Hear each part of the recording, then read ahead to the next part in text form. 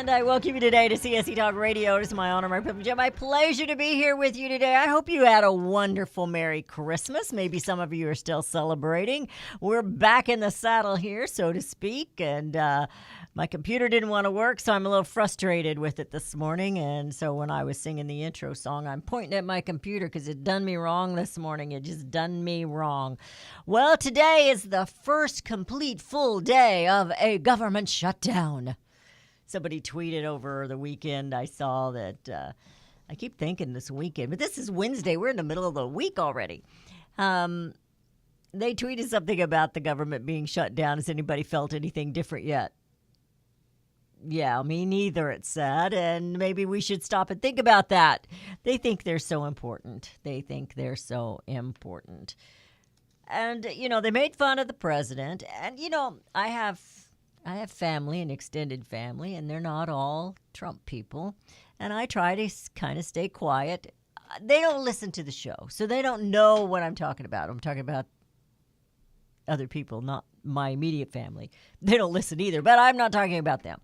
And so they don't really know what I talk about. They know I'm conservative, but they don't really know what I'm talking about, what I talk about every day. And, it's hard for me to understand. Now, I'm not necessarily, I don't know how to put this. I wasn't a Trump fan. I wasn't. His lifestyle prior to being running for president was not something that I would esteem or pat him on the back for. But I do believe this man is trying to do his very best for this nation right now. And people keep making fun of him. They keep saying he's an idiot. They keep saying he's stupid. They keep saying this. They keep saying that. And he keeps proving them wrong. Schumer and Pelosi claim that the president here at Christmas is leading the nation into chaos. Well, who's really leading the nation into chaos? Who are the ones that allowed this crisis at the border?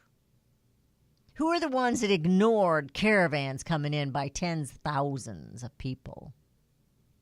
Who was that?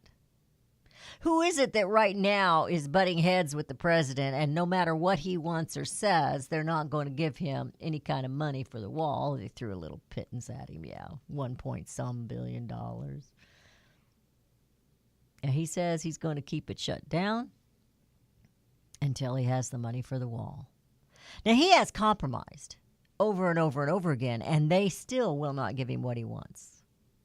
He compromised, if you remember, about 2 years ago when he first became president, and on the DACA, allowing even more of them, and the Democrats turned it down. So who is it that's not trying to get along here? It's Congress.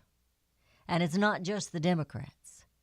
Because the Republicans have had 2 years to get this done and haven't done it. So now we're all in a panic at the end of the year, and we're going to shut the government down, and it's going to be just horrible chaos and da-da-da-da-da. And by the way, the president's pulling out of Syria, and he's in trouble for that. And all of a sudden, Mattis, I love Marines. I've got a thing for Marines because my brother's a Marine.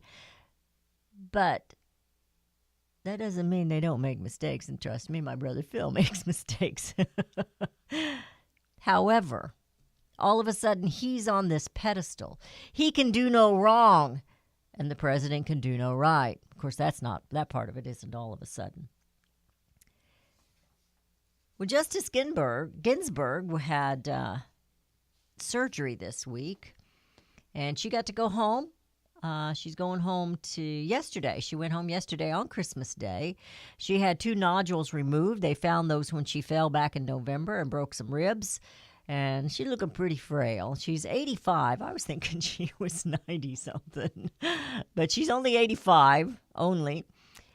She says she's got a lot of time left, and she's going to keep working. They go back to work on January 4th, so she's just got a little time to recoup from this surgery. They removed some nodules from her lungs that they found when she broke her ribs back in November, and she is battling cancer once again. She's beat that battle a couple of times. Now, let's talk about Congress just a little bit. And it's going to be the Democrats because that's what I have in front of me. So let's talk about them just a little bit here. I have an article. This is coming from Newsmax. No, this is coming from the Daily Caller. Excuse me.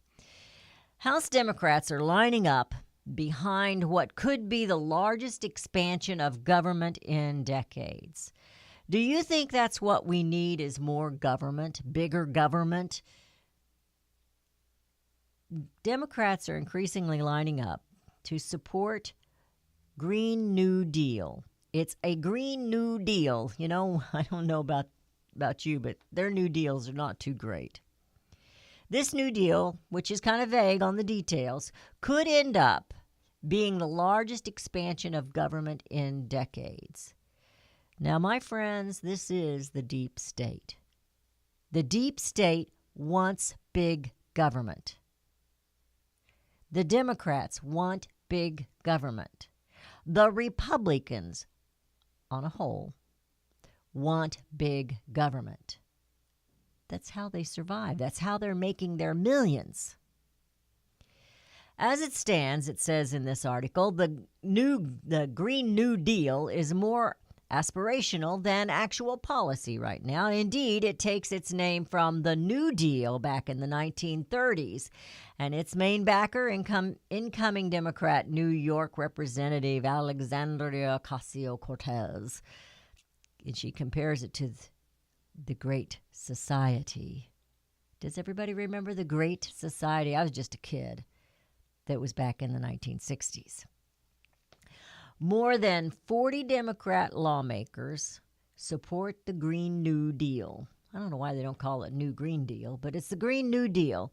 And we heard a little bit about this with Daniel Turner, and we're going to talk a lot more about this with Daniel Turner in the future. The Green New Deal is a part of a broad plan to fight global warming and bring about what they see as economic, social, and racial justice. A poll found most Americans supported this deal, but knew little about it. So why would you say I support a new Green Deal if you don't know squat about it? Where do they take these polls? They didn't ask me. Of course, I refuse to answer the phone late at night, but it's usually the RNC that's calling me and wanting money. So, America, you out there in this heartland, who is truly the heart of this nation, what do you think? Do you support the Green New Deal? What's the poll with you? 877-895-5410. That's 877-895-5410. It says, but the big question is when Americans find out what is in the Green New Deal, will they be willing to pay for it? Ocasio-Cortez, her Green New Deal, calls for creating a House committee. Oh, that's what we need, another committee. It's kind of like a Baptist church. You got to have another committee to draft legislation to fight global warming and to turn the U.S. economy into something akin to what Vermont Senator Bernie Sanders envisions. He envisions it. Indeed, the Green New Deal could be a preview of what policies in the Democratic Party will back in the 2020 elections. The Green New Deal. Seems like it's old deal to me, just more spending. We're going to talk about this. They got a few things in this article that I think you ought to know, and then we're going to compare it to something going on in China. 877-895-5410. Do you support the Green New Deal? 877-895-5410, and we will be right back.